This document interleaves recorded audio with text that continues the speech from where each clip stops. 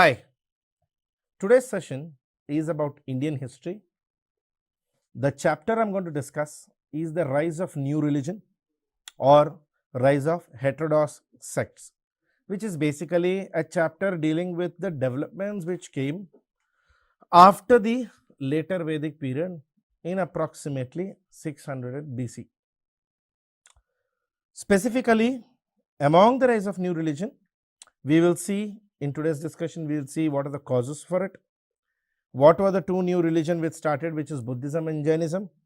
What were the specific features of Buddhism and Jainism? Approximately 600 BC, later Vedic society had become extremely rigid. It had become complicated. It developed into a Varna-based society, but actually a Varna-divided society. So everything was based on Varnic classifications, like Brahmana, Kshatriya, Vaishya, Shudra being the four classifications, with Brahmana at the highest of the hierarchy and Shudras at the lowest of the hierarchy. And second problem in the later Vedic civilization was there were too many rituals, and particularly for most of the rituals, Kshatriyas had to do the ritual, Vaishyas had to promise in the sponsor the ritual, they had to spend the money, whereas Brahmanas, the priests, always benefited from it in the form of dana and dakshina.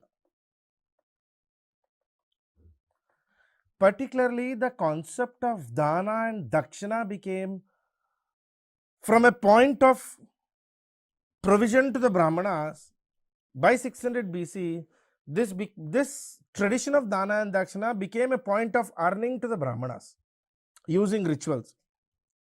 And Kshatriyas and Vaishyas did not understand, while they sponsor the ritual, while they conduct the ritual, how come the Brahmanas are the beneficiaries of it? The third biggest issue was the agriculture economy. See, in an agriculture economy, as you know that in the later Vedic period, agriculture was the most dominant aspect. In an agriculture economy, it is always the peasant who contributes, who develops, and who's control the entire economies. And still the peasant, being the category of Shudras, was always discriminated. So this new money earning, wealthy peasant class did not understand the logic of what makes them to be part of the lower Varna, in spite of they actually being the sponsors of the entire economy. And then sacrificial rituals. For everything, there was a bali, horse sacrifice, go-ghana, which is animal sacrifice or cattle sacrifice. There was always a bali which was required. And this sacrificial ceremonies was making agriculture an expensive tradition, because agriculture and animal husbandry was starting to get impacted because of these rituals.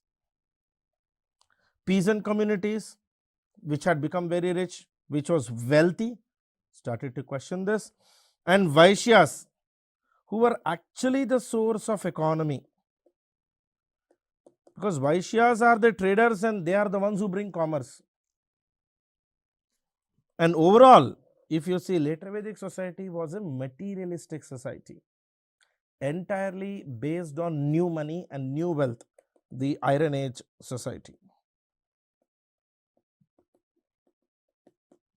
So all the Varnas started to question this, particularly Kshatriyas. Kshatriyas did not understand the logic of ritualism anyway. For example, take 𝗧-𝗦𝗔𝗧 Yagam. In 𝗧-𝗦𝗔𝗧 Yaga, one of the rules which is there is, once the yaga is done, whatever dana, whatever dakshina the Brahmana asks, the Kshatriya has to give. This may be his kingdom itself. If the Brahmana asks the kingdom, the king is supposed to donate the kingdom. Similarly, Vaishyas, they never understood, they questioned why their value is lower when you compare with the Brahmanas, in spite of they actually being the main contributors of trade and commerce. And this new forms of property, particularly land-based property, this new form of property, like particularly the land-based property, caused a sort of misery and suffering among people who were to a large extent at least landless, or those who were discriminated. It is out of these, you can say, social frustrations, social unacceptance and social discrimination that two new religions started in India. Among these two, Buddhism was the largest, most popular, most widely spread as of today. Along with Buddhism, there was also another religion which started, which was Jainism. Point to be noted, Buddhism always started only as a philosophy. It was started by Siddhartha. Only after the death of Siddhartha that Buddhism started to become like a religion. Buddhism was started by Siddhartha. His lifetime was from 563 BC to 483 BC. 563 BC to 483 BC, approximately 80 years. He was born in Gautama Gotra. He was born in Lumbini Vana. Sakya Kshatriya clan. Remember, clan is essentially like a sub-tribe. A clan is essentially like a sub-tribe. Siddhartha's father, Suddhodana, was actually the elected chief of the Kapilavastu state. Now, the word elected chief comes consistently in your textbooks. Elected chiefs happen to be only in the Ganarajyas. Ganarajya is sort of republic, not a monarchy. That is, the king is not coming because of his family. The people select the king. Siddhartha's mother, Mahamaya, she was princess of Devadaha. Most probably she died in childbirth. Siddhartha grew under his foster mother, Mahaprajapati Gautami or Gautami Prajapati. See, there is a slight confusion about which age Siddhartha was married. We believe, according to Anguttara Nikaya and Brihaddara Nikaya, the Buddhist books, Siddhartha was married at the age of 18. His wife was Yashodhara. She is sometimes also referred to as Bhadda Kanchana and Subhadraka. The source for this is Anguttara Nikaya, a Buddhist book. Very important Buddhist book. At a very young age, Siddhartha also had a son. Siddhartha's son's name is Rahula.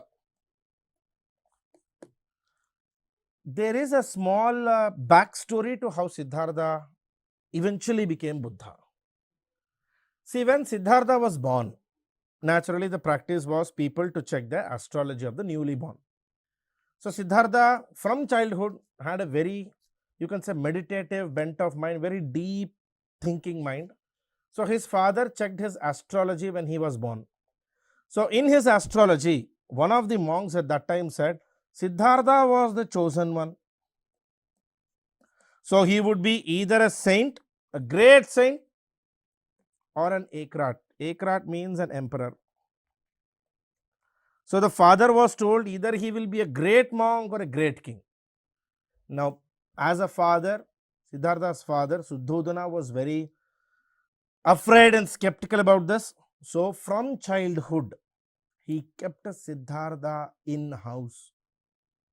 From childhood, Siddhartha was never allowed to go out. His education happened inside palace.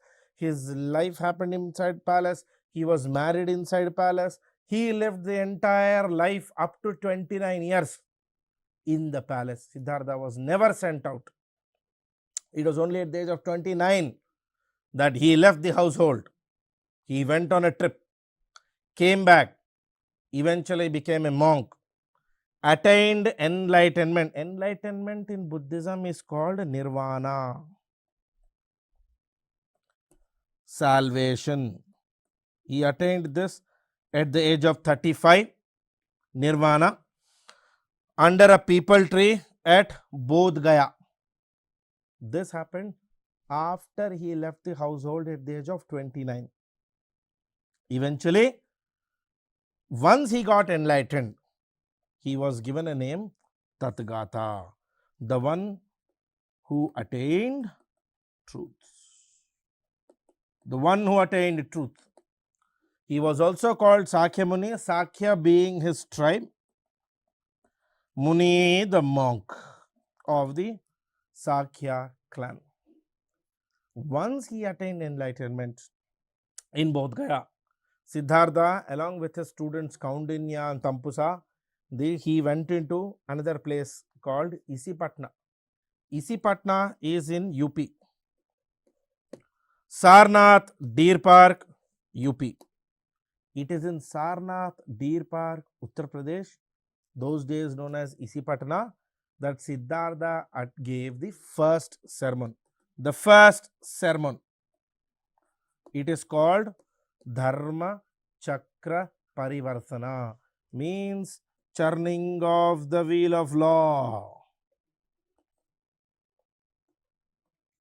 Turning of the wheel of law. This is considered the most important event in Siddhartha's life. Okay? Quick background to what we've seen till now. Three things are important in Siddhartha's life. Siddhartha's birth, his leaving the palace, and he attaining enlightenment. Three things important. See, in Buddhism, since Buddhism is actually a philosophy, it's actually a philosophy, Siddhartha is perceived in different models by different people.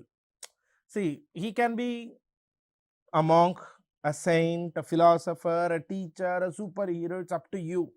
Buddhism doesn't prescribe or doesn't limit the definition of Buddha into, say, enlightened guy or a monk or a saint.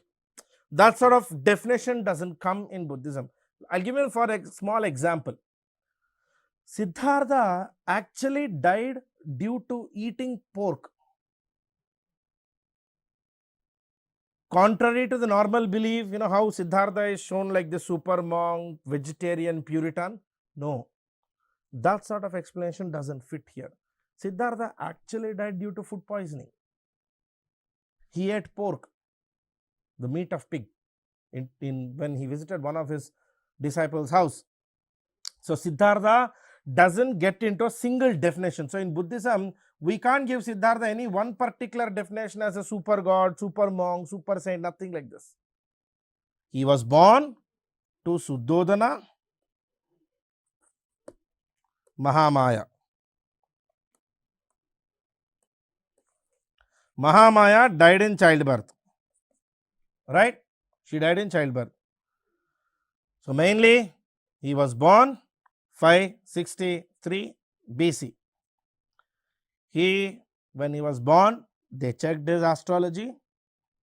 It was simply said he is the chosen one. He will be either a great monk or a great king. Father was afraid, so he actually locked him in the house for 29 years. For 29 years altogether, he was in the household. He was inside the house. He was never left out. His father used to show him the palace and used to tell him that everything the light touches is our kingdom. So since Siddhartha was always inside the palace, Siddhartha actually never knew what was old age, what was sickness, what is death. These were unknown to Siddhartha. Siddhartha has never seen these in his life. Death, sickness, old age, he has never seen. Inside the palace only, he got married to Yashodhara. They had a son, Rahula.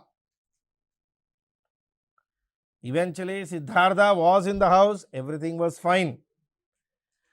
At the age of 29, it was when he was 29 years, Siddhartha asked his father if he could go visit the kingdom outside, because for 29 years he has been inside the palace and Siddhartha was going to be the next emperor of the 𝗂𝗽𝗚 state. So he wanted to know his people and know the kingdom he is going to rule. So Siddhartha asked his father if he could go out. Now father permitted him to go out. At the age of 29, Siddhartha left the household and he went out. He went with his horse, Kantaka, and his charioteer, that is the guy who drives the horse, Cetaka. With Kantaka and Cetaka, Siddhartha left the house. He went on a trip in his kingdom 𝗂𝗽𝗚. He saw 4 scenes: a sick man, an old man, a dead man, and a saint. Once Siddhartha saw these 4, Siddhartha began to realize that life was much more than his palace, much more than what his father has shown him in the palace, because Siddhartha for 29 years, as I said, was inside the palace. So he has not seen all of this in his life. Now he was seeing these 4 and he was shocked. Eventually he went home and then he left his family life. Siddhartha quit his family life, the event generally known as 𝗂𝗃𝗍.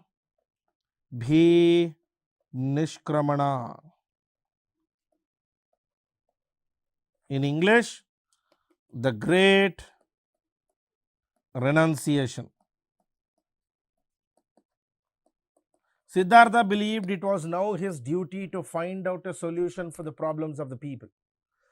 So he left the great household and he started to wander. Initially, he became an Ajivika. For a brief period, he believed in a small monkhood called Ajivika Dharma. Eventually, he started to do penance. Initially, he went to Bodh Gaya and he tried to do penance. Penance means tapasya. He tried to do tapasya. Unfortunately, the more he focused, the more he got attracted towards materialism. The more he tried to give up, the more he got attracted towards his wants. That is when Siddhartha's maid, there is a lady called Sujata. This character is very important in Buddhism. Her name is Sujata. She gave Siddhartha the first lesson of his life, that is middle path. She asked Siddhartha to try to attain his salvation while it was within his practical requirements. For example, Siddhartha attempted to do penance without drinking water and without eating food. So she questioned him, saying, what is the use of attaining salvation if you are dead in the process? So Siddhartha got his first lesson called Madhyama Marga.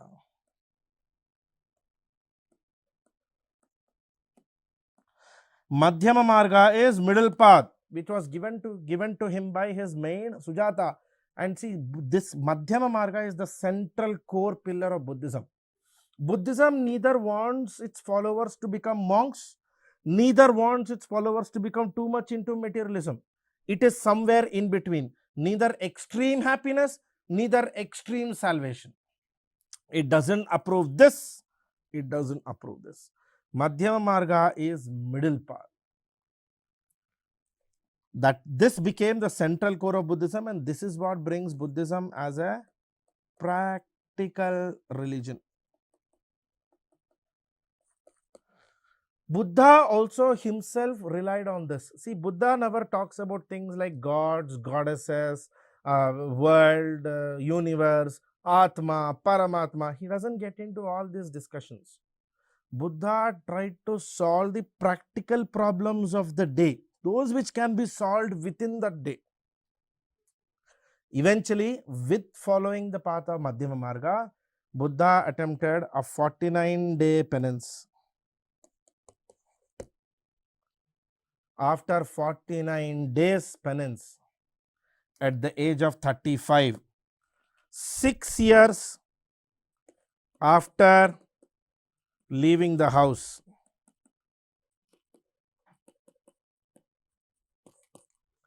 6 years after leaving the house, Siddhartha attained salvation and he became Buddha. Buddha, the awakened one, at the age of 35. Now this happened under peepal tree at Bodh Gaya, Bihar. This tree is there even today. Bodh Gaya, Bihar, that is the tree. From there, along with his followers, he went to 𝗖𝗍 Patna, the Sarnath Deer Park in UP, and that is where Siddhartha gave the 4 noble truths, the core principle of Dhamma, Buddha Dhamma or Buddha's Dhamma. And the 4 principles are, we will see that a little later. Eventually, following those 4 principles, following Buddha Dhamma, after Sarnath, Siddhartha went place to place, from Rajagriha to Avanti state to Ujjain. He travelled a lot across the entire Gangetic plain. Buddhism's speciality was, it was actually a philosophy which rejected gender classification, class classification or casteism. So Buddhism neither had gender bias, Buddhism neither has class bias, Buddhism neither had caste. Everybody was equal. Equality was the central core of Buddhist religion. Equality was the central core of Buddhist religion. At the age of 80, that is, see, 35 years, Buddha became enlightened, right? For 45 years, he was traveling around the Gangetic plains. At the age of 80, he was visiting one of his disciples in Kushinagar. In this place, unfortunately, Buddha died due to food poisoning. He happened to have curd with pork, which led to food poisoning, and Buddha died. 80 years was his age at the time of his death. So he became enlightened at 35. He spread his message for 45 years. He left the household at 29 years. He was married at 18 years. Died at 80. Important numbers in Buddha's life: 18, 29, 35, 45 years, 80. Okay. After Buddha's death, basically Buddha's relics, Buddha's clothes, Buddha's used material, Buddha's cremation, after cremation, Buddha's ashes, Buddha's bones, all of these were collected into small boxes. Eventually, 9 stupas were built. Stupas were like a funeral mound like this. 9 stupas were built, where Buddha's relics and Buddha's bones are spread across 9 different stupas. Remember, stupas were built after the death of Buddha. They are a symbol of the death of Buddha. At the age of 80, when Buddha died, after that, from 483 BC and later, they started building different stupas across the country. Eventually, by the time of Guptas, see, Mauryas, for example, Mauryas in 321 BC to 185 BC. Guptas from 250 AD to 560 AD. After Guptas, Harsha. These people contributed extensively to the spread of Buddha or Buddhism, the Buddhist philosophy. And time and again, there have always been Chinese scholars who have come to this country, like Fa Hein during Chandragupta Vikramaditya's period, during Gupta period, Huan-Sang during Harshavardhana's period, 𝗧𝗦𝗔𝗧 after Harshavardhana. Time and again, even Pallavas contributed between about 3rd to 5th century AD. Even Pallavas attempted to spread Buddhism across the world. At its peak, Buddhism was the major religion not just in India but also in Central Asia and Europe. The entire Europe, Asia, Central Asia, Southeast Asia, India at their peak. Even when Buddhism declined in India because of Brahmanical revival approximately by 7th century AD, Buddhism did not decline in Southeast Asia and Asia. Buddhism did not decline here. Here it continued. Even today, Buddhism remains one of the most dominant religions in Southeast Asia and Asia. From Sri Lanka, Myanmar, Thailand, Cambodia, Laos, Vietnam to even Inner Mongolia and China, Buddhism remains a very big religion as a philosophy, as a religion. Okay. And Buddhism's peak spread was between 480 AD to 400 BC. Early kings, even immediately after the death of Buddha, Kampusa, Kaundinya were fully supported by people of the Magadha state, of the Mauryan state. Even Ashoka took tremendous amount of efforts to actually spread Buddhism. And Ashoka is, in a way, the king because of whom Buddhism is so popular in the world today. There were 4 noble truths I told you. Dukkha. Dukkha means world is full of sorrows.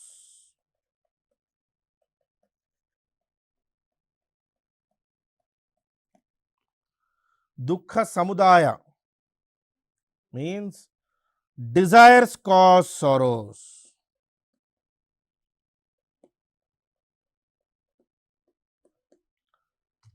Dukkha nirodha, sorrows can be ended.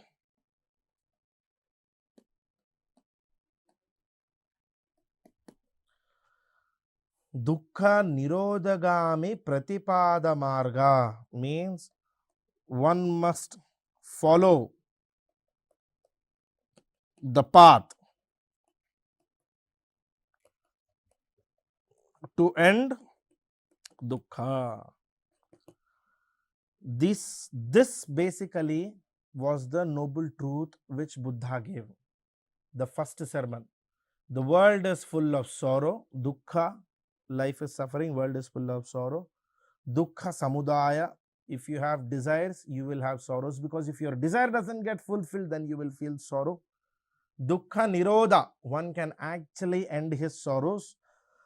Dukkha nirodha gami pratipada marga. Basically, follow the noble path, follow the path, the eightfold path. He gave 8 rules. Buddha gave to the people to follow to end their sorrows. Ashta anga marga. And Buddha basically identified Nirvana as the final aim. Nirvana has been defined in multiple ways. The best way to example is, it's a state of bliss and calm, where people do not have any desires, do not have any aims, or at the same time they are neither happy nor sad nor depressed nor excited. Nirvana is a state of inner peace. State of inner peace. Buddha's life events have been identified like this. Buddha's birth, he is always identified as a bull. or a lotus. To determine Mahabhinishkramana, means remember the period when he left house at the age of 29 years?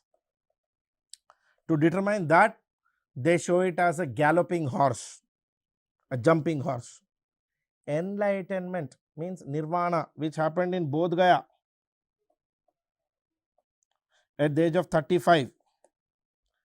Nirvana. From there, he went to Sarnath Deer Park at the age of 35, gave the first sermon, Dharma Chakra Parivartana.